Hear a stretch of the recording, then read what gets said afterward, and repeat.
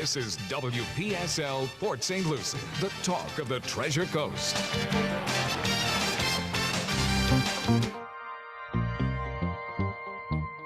The views expressed on the following program are not necessarily those of WPSL. However, we have encouraged you all along to like and share them on your favorite social network and with all your friends and neighbors, because it's time now for independent insurance agent Rudy Howrd to present his weekly African American Scene. Once again, hosted by the one and only Rudy Howrd.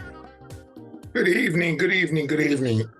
Always glad to be with you here on a Wednesday night. First, a celebration. My 76ers won last night, and they now lead the Boston Celtics 3-2 with a chance to close them out. I believe it will be Thursday night. Well, what's today? Today's Wednesday. Probably Friday night, the next game will be. So, to the hometown Philly boys. Second thing. The conservative movement is in big trouble. And I don't say that to be facetious. And I don't say that in any way to be dogmatic. But it is. And it is in trouble of its own doing. And we will see this unfold more as the year goes on and as we move into 2024. And because the vast majority, and I'm going to say, I've said it over and over and over again, and I know you're sick and tired of me saying it, the vast majority of people do not agree with those hardcore conservative philosophies. It was born out in 2020. It was born out in 2022. And unless you make some pretty radical changes in the coming year, it's going to be born out again in 2024. Most people are not that radical. Most people are closer to the middle. They may be slightly right of middle, or they might be slightly left of middle, but they're closer to the middle. So now, let me say this to you. Trump has been a record breaker on more than several fronts. He just broke a record again. The first president to be found guilty in civil court, and he's been twice impeached. Now, you guys keep pledging your allegiance to him, not sure why. And boy, I sure would appreciate it if anybody could explain it to me, because I certainly don't understand it, because there's been enough stuff that would make me have great apprehensions if that was my candidate. But I will also give you a heads up. Tonight, he will be conducting a town hall on CNN. And given the verdict that just came down yesterday, that could be very interesting. My bet is what we can look forward to is Donald Trump filibustering the commentator regarding the questions that he or she might ask. But it might be worthwhile just to take a look to see what he's got to say. I think I may myself. Now, last week, I pretty much finished with my discussion of abortion.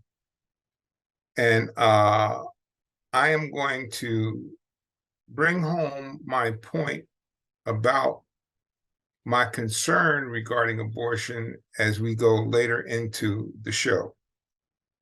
But my topics for tonight are conspiracy theories.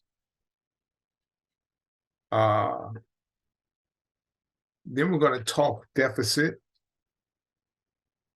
And then the 15 most dangerous cities in America. That's going to be an opener for you. I already did the most dangerous states in America. Now we're going to talk about the 15 most dangerous cities in America. And I will bet you 9 out of 10 of you, when I say dangerous cities, the number one city that comes to your mind is Chicago, and you would be wrong. So hang on, stay tuned, and be enlightened. You know, it's always my goal not to get you to agree with me, but to give you information that's contrary to what you may already believe and allow that to be massaged into your thought process. So let's talk about the first one, conspiracy theories. I think conspiracy theories are one of the most dangerous things going on in America, because they foment hate, division, and all too often they are not true or a mischaracterization of the truth. Let me give you a couple examples that prevail today. Many Americans believe we had knowledge of the attack on 9/11. We had prior knowledge. Believe that or not, many Americans believe that there was prior knowledge about the attack on 9/11. That's one of those conspiracy theories. Here's the second one, which I take very personally.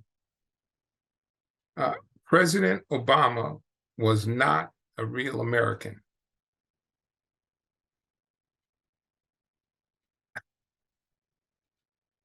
Here's the subset to that one. And I actually got a phone call from someone begging me to consider what she was saying so as not to vote for him. President Obama will not be sworn in on the Bible. He will be sworn in on the Quran. Well, that turned out not to be true. But that was a conspiracy theory. I actually got a phone call from someone saying to me, please consider this before you vote for this man. He's not going to put his hand on the Bible. Here's another very interesting one I came across. 76% of Russians don't believe America landed on the moon. So it doesn't go on only in America, but it goes on outside of America too. But here's the most recent one that has been brought forth and promoted by Tucker Carlson. There's a secret plot to replace white people in America. Now that is one of his great replacement theory, which is right out of the playbook of white supremacists. And if you want to call, the number is 340-1590. That's 340-1590. Now, let me give you guys that are not aware some information for you to consider.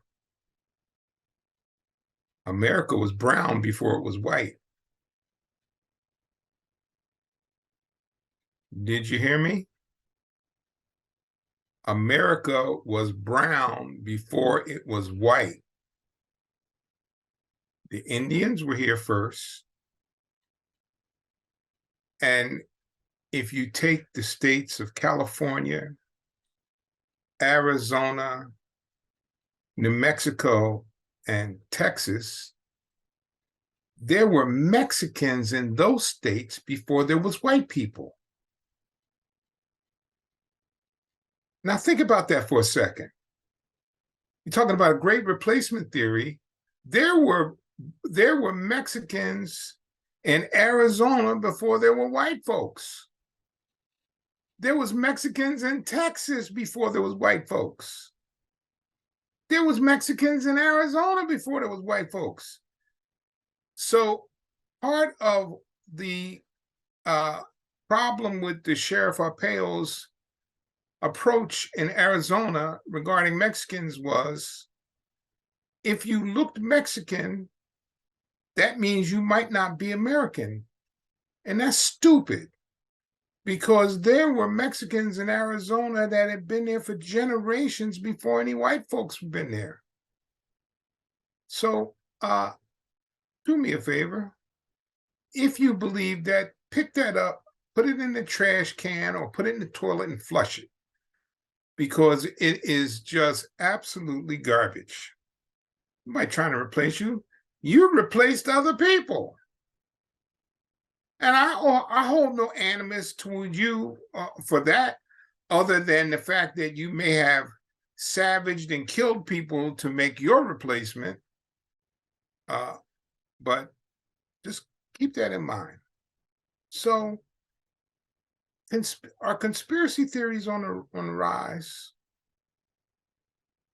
And my answer to that is yes, I think so.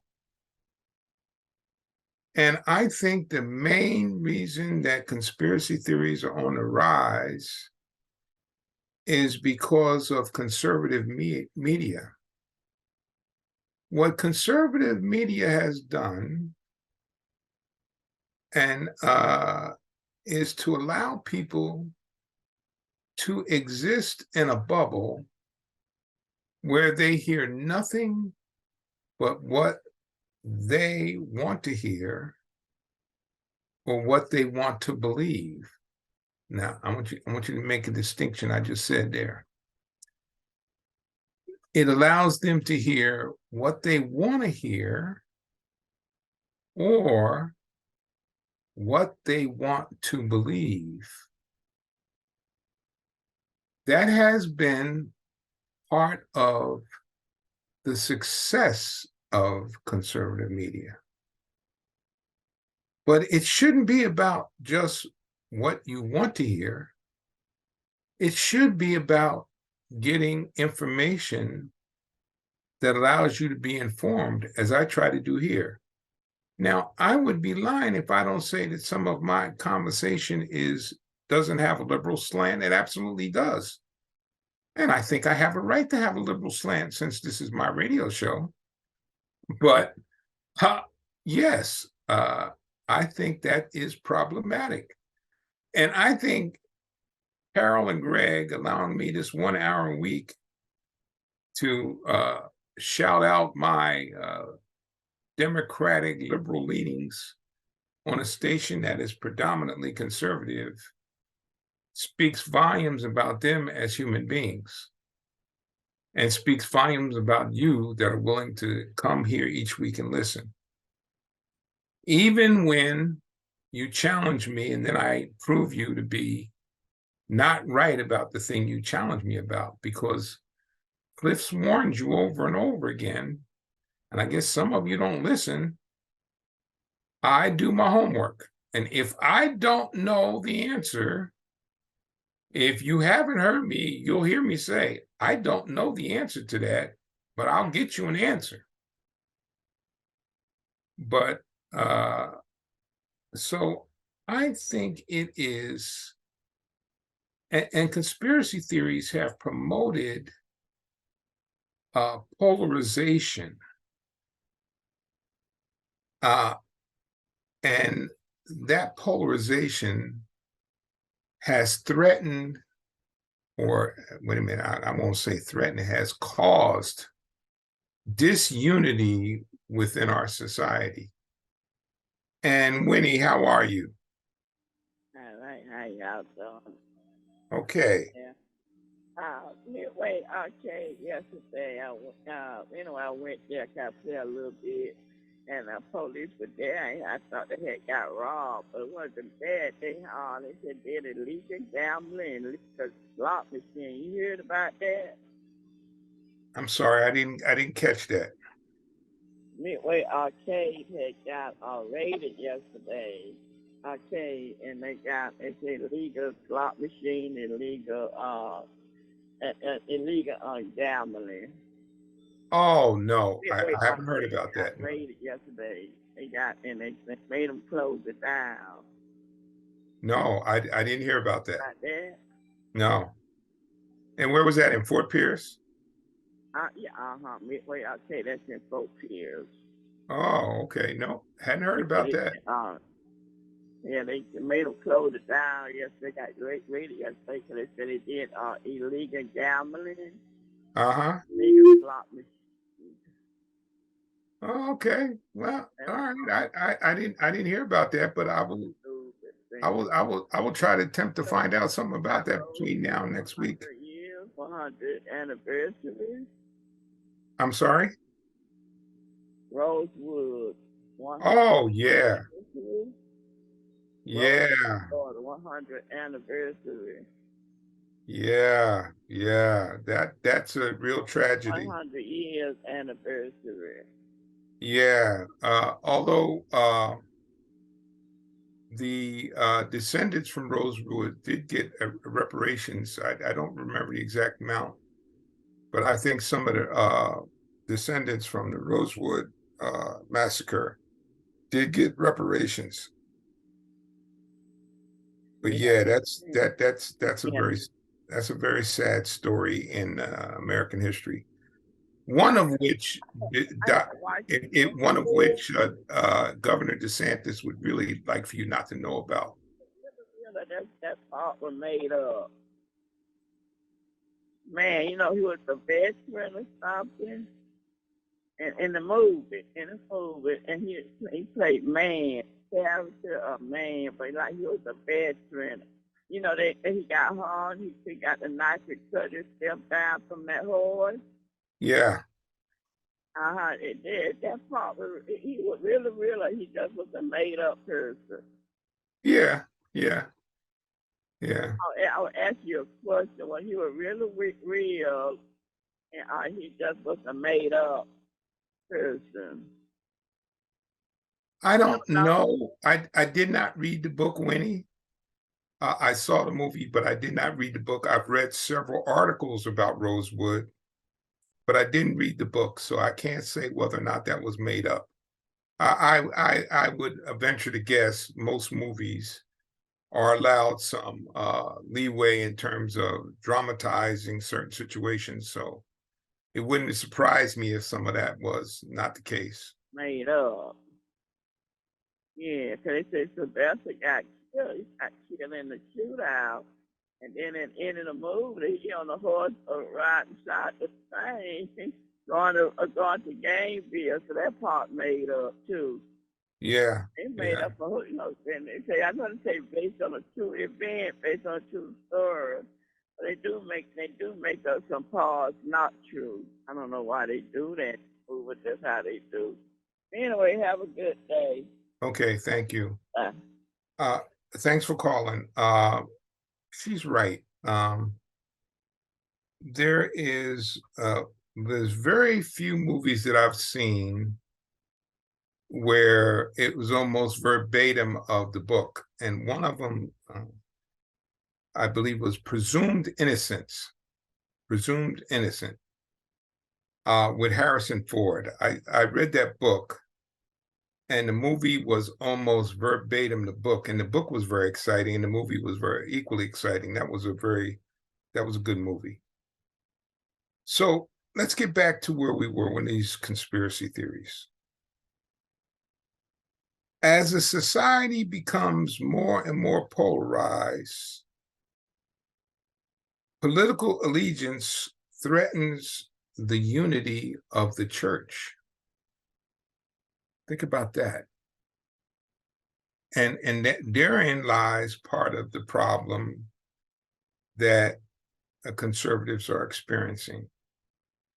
Because the young people even those that have been raised in conservative households do not believe in the strict ethics thrust upon them by some of their evangelical parents. The evangelical parents will tell them that it's not them, it's the Bible.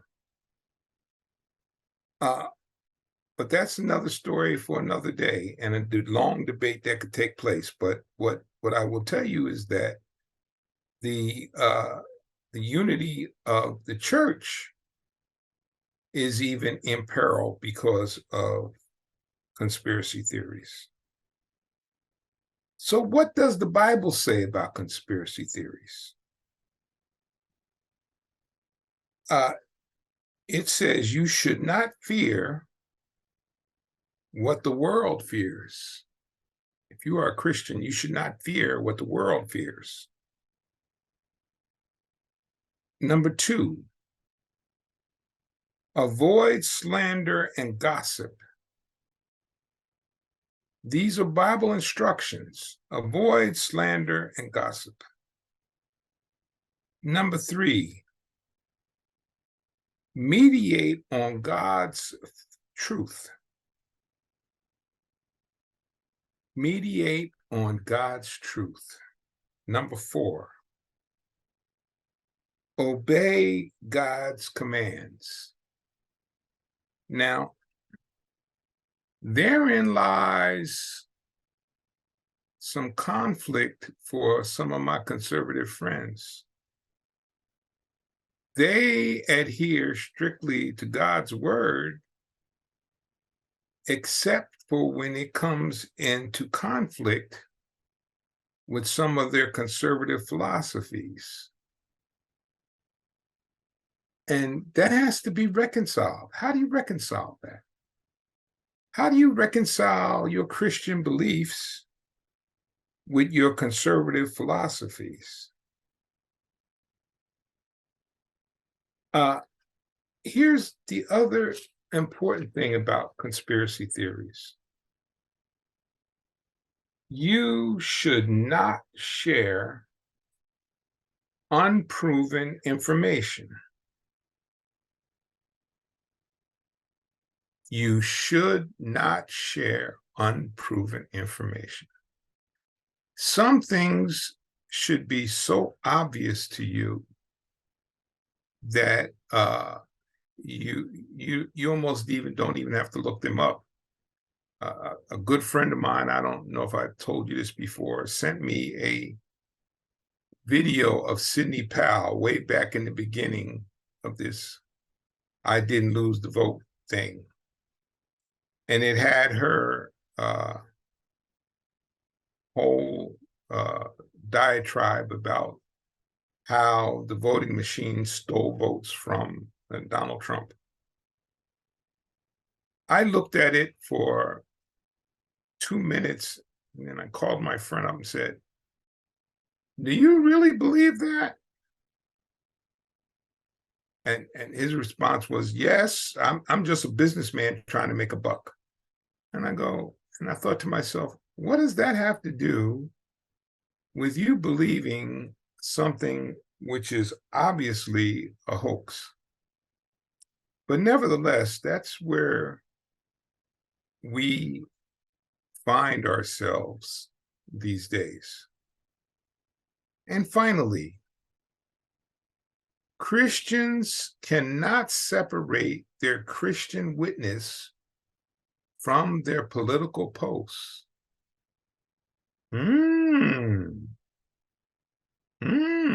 Drink that in. Christians cannot separate their Christian witness from their political posts. Now, give that some thought. So, and this again is where I have lost some friends along the way that I valued years ago, because they have attempted to separate their Christian witness from their political posts. And if I've told you this before, please bear with me. I belonged to a men's prayer group years ago. And when George Bush won the election, it was a mixed group of men. There was some people that had some misgivings about him winning the election. And at the time, the leader of our Bible study said, well, you have to accept it was God's will. And so while I had reservations, I accepted that explanation. Then, and here's when I separated from the group. Then, when Obama won, they said that he was a son of the devil. Well, I'm in a Christian Bible study, and the Lord was trying to tell me to refrain myself, but I lost that battle, and I began to say some things that I'm still uncomfortable saying, but I was so angry because they had just told me a couple years before to accept the fact that it was God's will, and now all of a sudden President Obama won, and he was the son of Satan. And I completely lost my faith in the men in those groups and discontinued my attending that Bible study. So I think what we have to be careful about is things like that, because you don't know the deep impact you can have when you make statements that are untrue and unproven, and the effect that they could have on other people. Now, I'm going to go out of order here. My next topic was going to be to talk about the deficit, but before I talk about the deficit, I want to talk about the 15 most dangerous cities in America, because I just discovered this today. And I was so fascinated by this. And the reason why I pulled this up is because, and I printed this off to read to you, is if I say dangerous city, the first words that come to your mouth is Chicago. And that's because that seed has been implanted in you that northern cities are considered to be the most dangerous in America. Not true. Blue states are considered to be the most dangerous in America. Not true.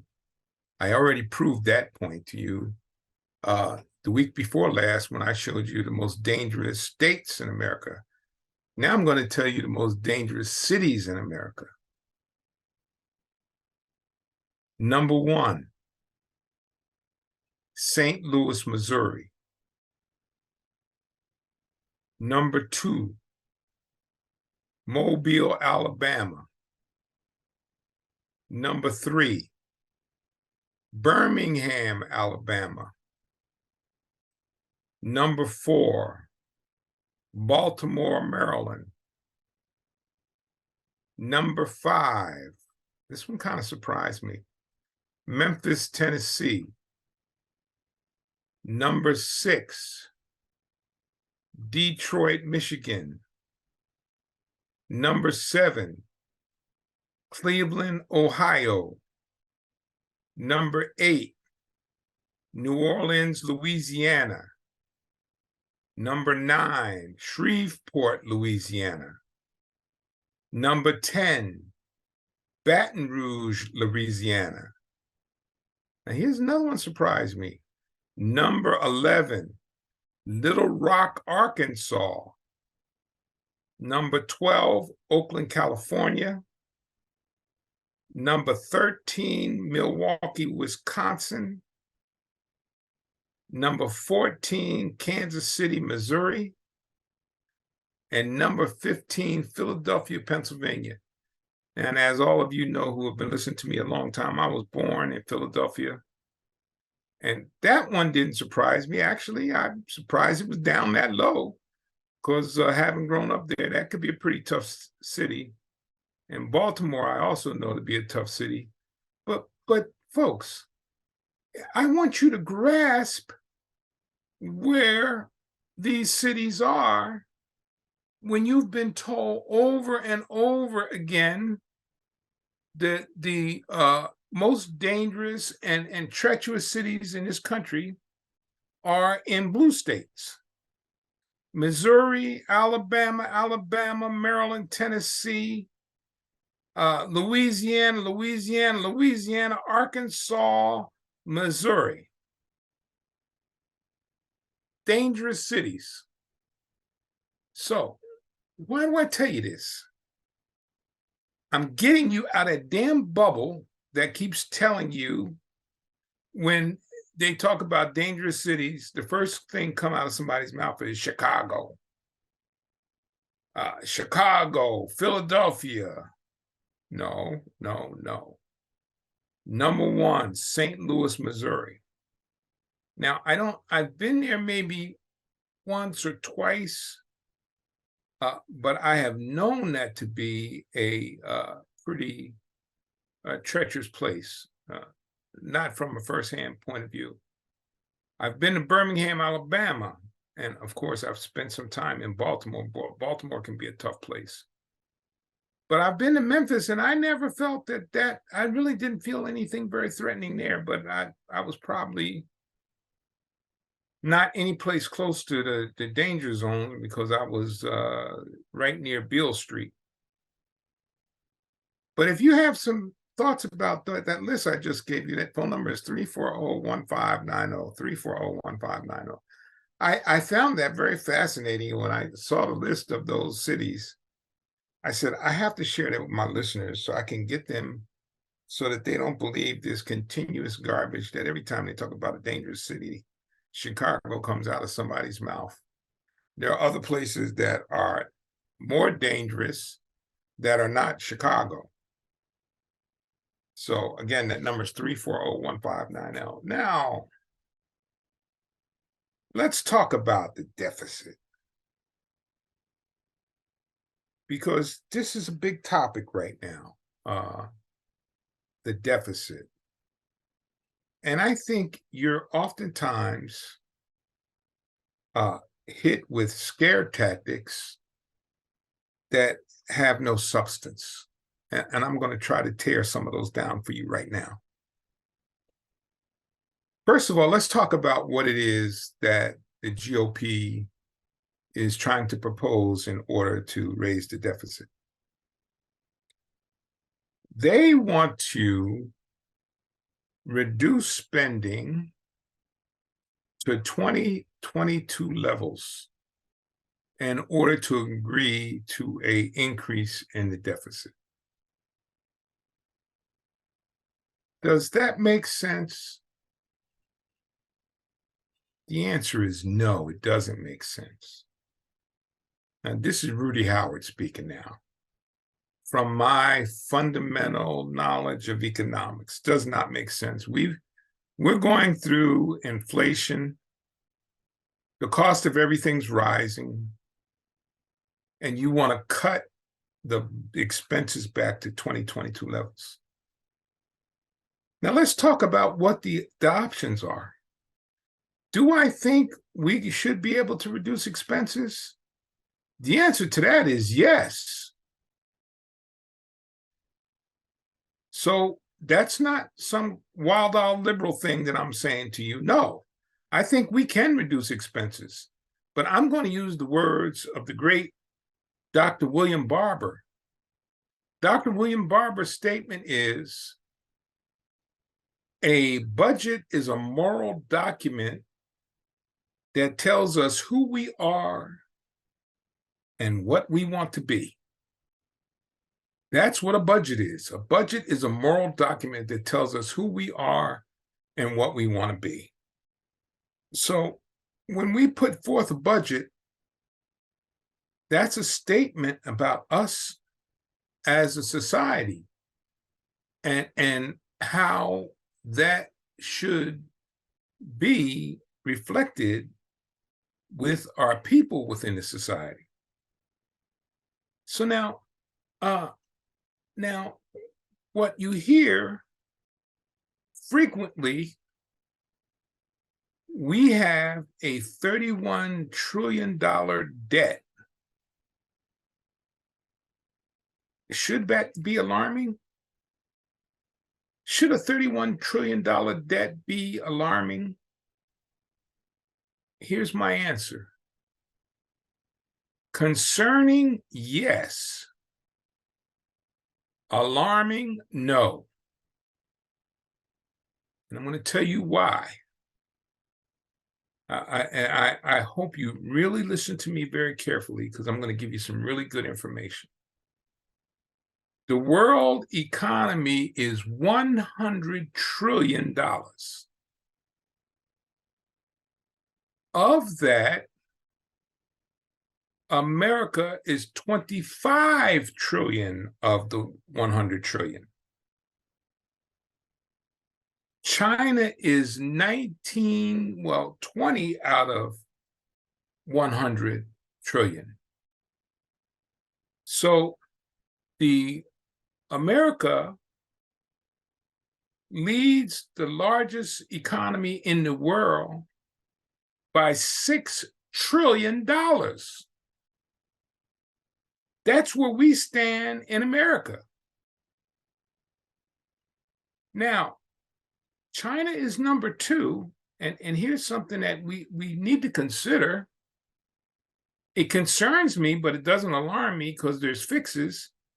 China is number 2 and is projected to pass the United States in 2030.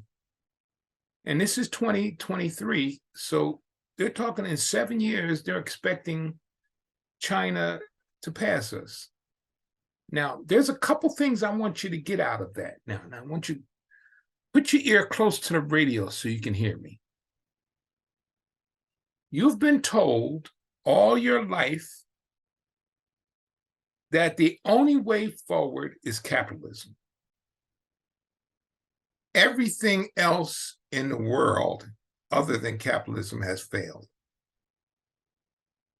I think that I just proved to you from my statement about China's economy that that's not true.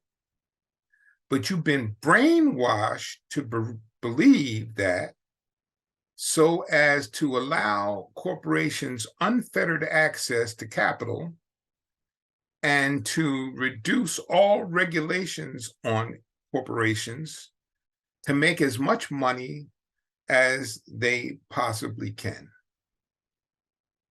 So you have been told that that is a problem that needs to be resolved.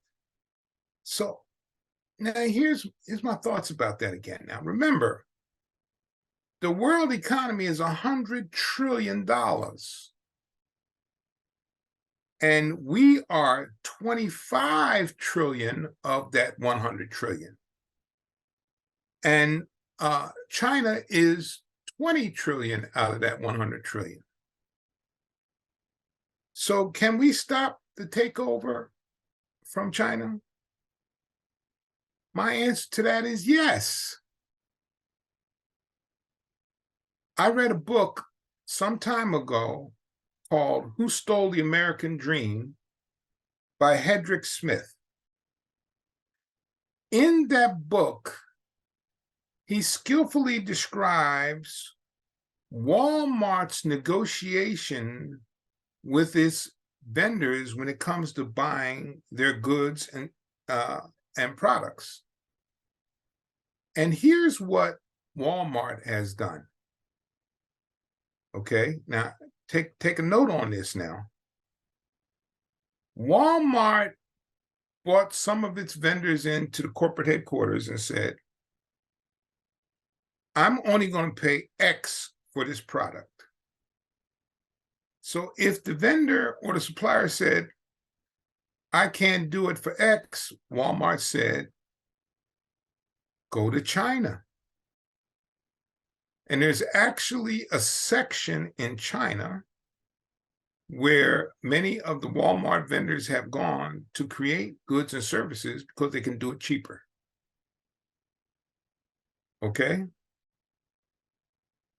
That is part of our problem.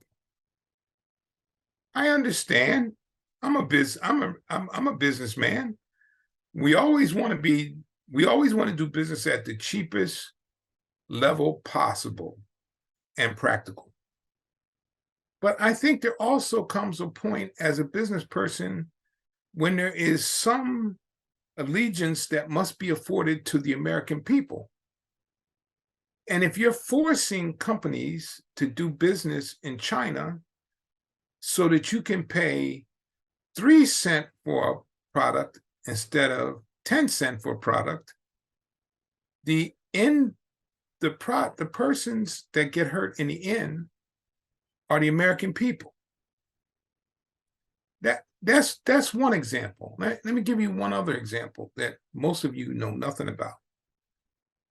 When a drug has a patent, that patent, I think I've told you this before, so forgive me for repeating it.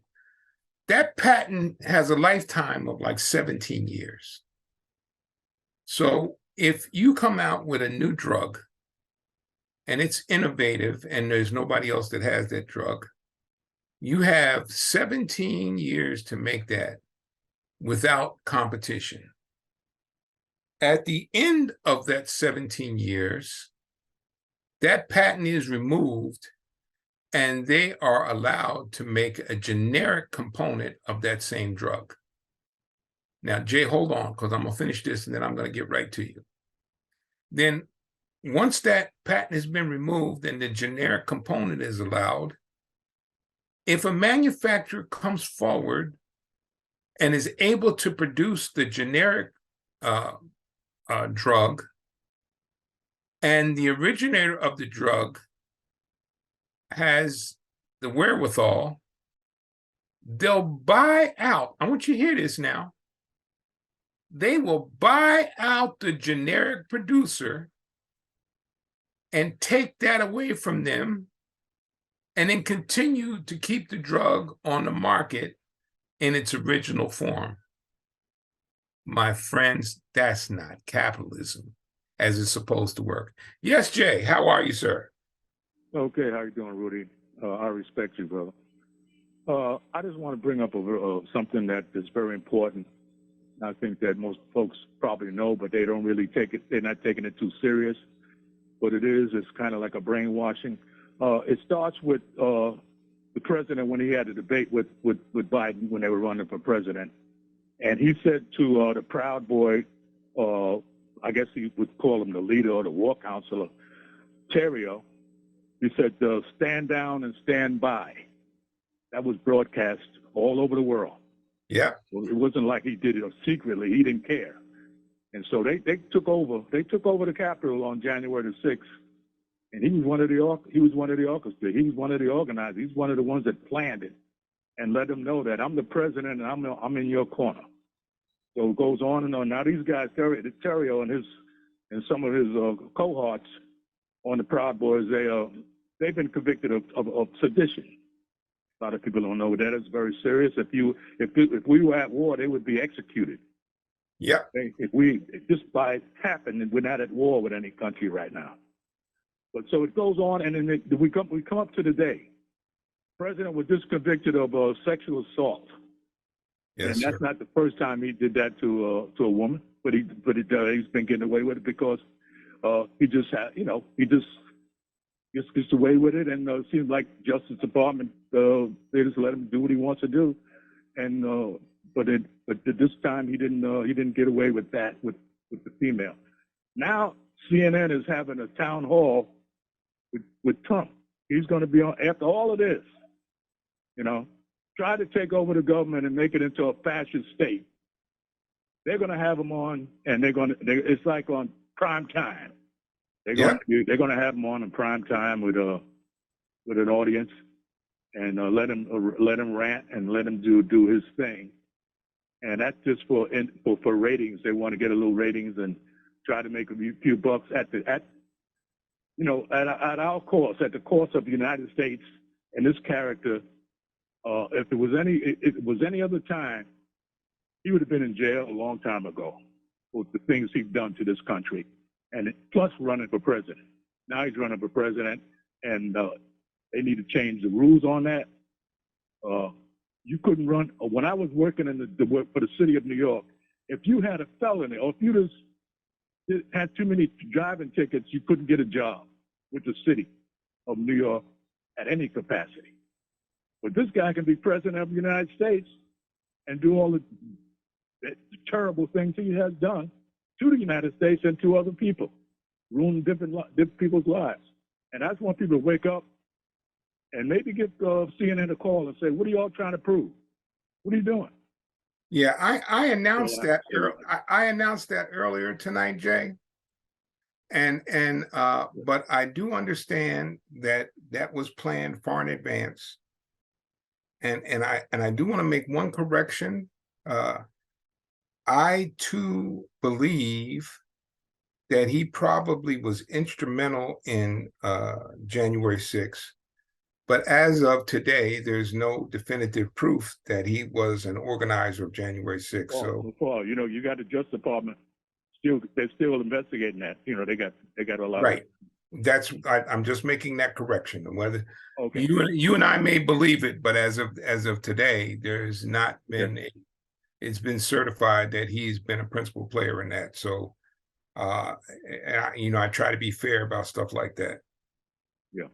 Okay, so yeah, well, I listen. I think tonight on CNN, if for nothing else, it'll be interested to see how he will be able to handle the questions that will be thrown at him. So that'll be interesting. So anyway, okay. So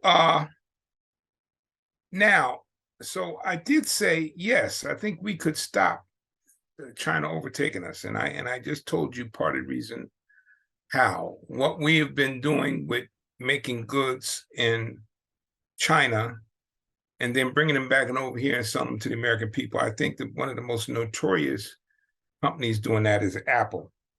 Apple's got a tremendous manufacturing operation over there. I think they've been receiving pressure to try to bring some of that back.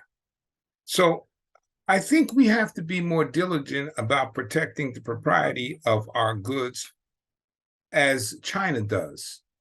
You could not go to China and open up any kind of manufacturing operation without a oversight from the government and without some stringent controls. Just think about how difficult it was for Trump's daughter to get the patents for the clothes she wanted to produce. That was strictly controlled by the government.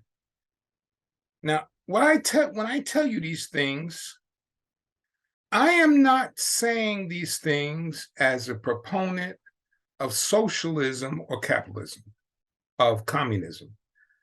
Please, please do not take that out of context. What I have said, and I have said it on my show here for the last 5 years, is that somewhere between capitalism, communism, and socialism, there is an answer. And the answer is not strict capitalism, because we don't have that. And the answer is not socialism, because I don't believe in that. And the answer is not communism, because I don't believe in that either. But there is a place somewhere in between that I think we can get to that would allow us to flourish economically without compromising our principal economic core values. And I don't see why that should be a problem. We should put more pressure on companies to produce goods here in America. Example, drugs, toys, technology. Just look at the boom from some of the companies for cell phones, TVs, stuff that we made years and years and years ago that are now mostly coming from outside the country. Microchips, big conversation about microchips recently, and to Biden's credit, he passed that microchip bill, which is going to try to reintroduce microchip manufacturing in America. But did you know microchips were developed by Texas Instrument in 1959?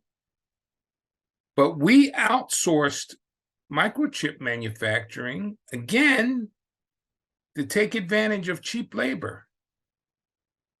We have got to take a hard look at ourselves and try to make some determination about not only what is in the best interest of my pocketbook, what is in the best interest of American people. Think about it. So one of the last things that I'm going to say, it's pretty easy on one account to make an adjustment. Corporations just have to accept less profit. That's not the end of the world. You accept less profit for a commitment to America. And as Abigail Disney, Walt Disney's granddaughter said, my Uncle Walt had a 90% tax bracket and he was a multi-millionaire. That tax bracket of 90% now is down to like 28, 30%.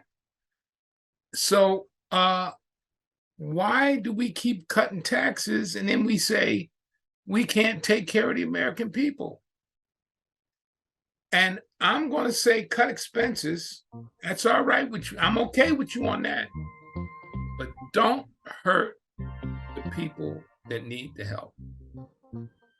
And that is Rudy Howard's diatribe for this evening. I hope that I provided you some useful information and I've given you some things to think about. I'd like to thank you so much for listening to the African American Scene. God bless and be safe, and I will see you next Wednesday for the African American Scene. The African American Scene with Rudy Howrd, independent insurance agent here on the Treasure Coast. Your authorized Medicare guy, Rudy Howrd. Alrighty, this is WPSL Port St. Lucie, the talk of the Treasure Coast. Archives of Rudy Howard's African American Scene are on YouTube. Go to WPSLTV.com.